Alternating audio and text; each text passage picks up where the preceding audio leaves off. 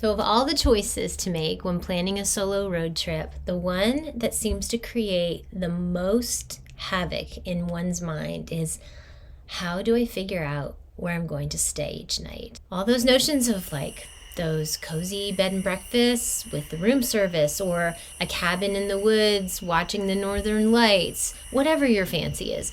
All of that can go right out the window if you imagine yourself driving down some windy country road in the dark, a woman without a home. Panic. How do you make sure that doesn't happen to you? Well, boy, can I help, because I've done this well, and I have royally screwed it up on many occasions. So let me save you the trouble of the mess as I share with you 5 deciding factors to determine where to stay on your road trip. Just take a deep breath. We got this.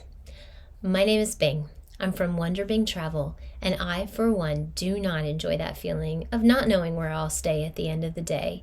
So maybe you're more of a free spirit, but at this point in my life, I confess to enjoying having at least a bit of a plan.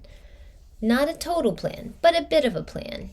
And I've spent the last 6 years road tripping back and forth and up and down across America, and solo road tripping has proven to be life-changing for me. So if you're feeling a bit stuck in your world and you'd like to see a bit more, step out of that routine, step out of your comfort zone, or like me, maybe your routine and your comfort zone stepped out on you, then I'm willing to bet a solo road trip just might be the thing that helps you move forward in hope.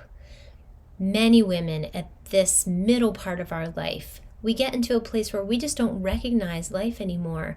What we knew about ourselves and our surroundings and the people in our lives, it's shifted dramatically. And we're having a bit of an identity crisis. Taking the time to create and take a solo road trip can be a wonderful first step into reacquainting yourself with you, and also just stepping out in faith and hope towards something new. I recently wrote a book. It's called There's Wonder Around the Bend, and it's on this very topic. And you can get a free copy of my Going Solo chapter here. If you go to wonderbingtravel.com/sneak peek, you'll find it in the description below. It's really a framework about all the benefits of solo female road tripping. And Wonder Bing Travel is a growing community of women who wish to seek wonder in the form of a solo road trip.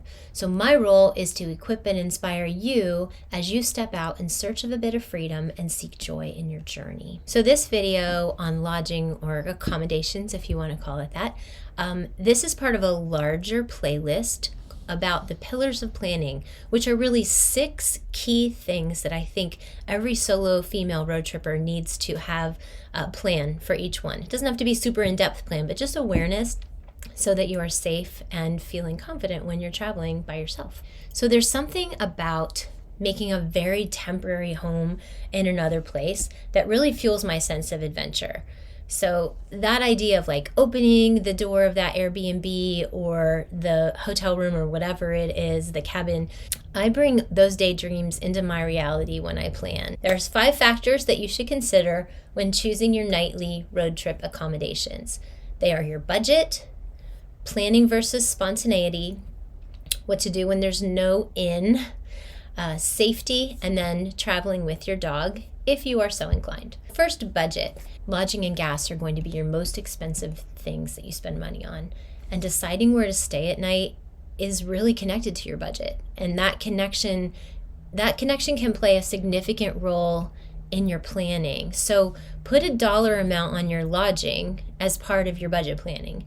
You may not have everything laid out exactly before you leave, but you can do a little research and create a fairly accurate estimate. And also, for more budget help, check out the video on the 3 main categories of road trip budgeting that is part of this series. Okay, number 2 is planning versus spontaneity.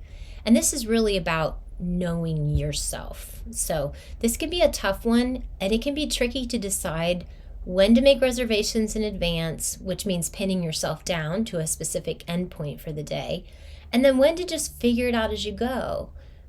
Primarily, the choice is driven by your own priorities and your own proclivities, I would say. So Consider what's important to you. How important is peace of mind and confidence gained by knowing where you're going to end the day? Or maybe you prefer having the freedom to drive just until you feel like stopping. Or you just, I don't know, you want to go, you have a certain number of hours in mind you want to get to that day. It's possible that both of these approaches are going to appeal at different times in the same trip. So the trick is to find a balance that works for you. There's really not a blueprint for it. And if you're just not sure what's going to work for you initially, I would say just make the choice that provides the most confidence for you. I promise you that you're going to screw it up in some cases, right? You're going to make a bad decision. It's just all part of the story. It's going to work out. So don't be afraid to make mistakes. Just do it, right? Number 3, when there is no in. Okay, there may be some legs of an adventure that land you squarely in the middle of nothing at the end of the day. And I don't recommend this, but it could happen. So take time to generally scope out your route for the day before you begin that morning. If you're headed into a desolate area, then have a plan and then have a backup plan also. Often my backup plan involves driving further than I originally intended, but if it leads to me being safe and comfortable and confident at the end of a long day, I am all for it. That happened to me a few summers ago. It's happened to me several times, but the one that sticks out at the moment, it happened to me in Utah. And I just underestimated the enormity of the drive out there and how many hours I was going to be driving where there was absolutely nothing. And it just took me a lot longer to get where I wanted to go. But it was worth it to kind of suck it up and drive longer to get to a place where I felt confident and comfortable, because that for me, that's worth a lot more than sometimes the price of the hotel room, even if I'm on a budget, which I am. Okay, safety kind of leads right into it, right? So safety regarding your choice of lodging, this is truly a personal choice, because I know what makes me feel safe and what makes some of my friends feel safe is wildly different, right? So I feel completely safe camping in a tent by myself or with my dog. I typically seek out state parks because they tend to check everybody at the entry. They have very well lit restroom facilities, and there are usually other campers close by, but not too close. So I get it. A lot of women would never do that, and that's not a problem. You just do what works for you. And if that means you need to stay in a hotel every night, then just know that about yourself, and then you can plan. So no apologies. While you can't predict every safety factor, just do some homework in advance. The internet, obviously, you can usually see on Google Earth, you can see the place where you're staying or where you're thinking about making a reservation, read reviews, all of the things. Just be confident and comfortable. That's the goal, right? The last factor to consider when you're choosing accommodations is traveling with your dog.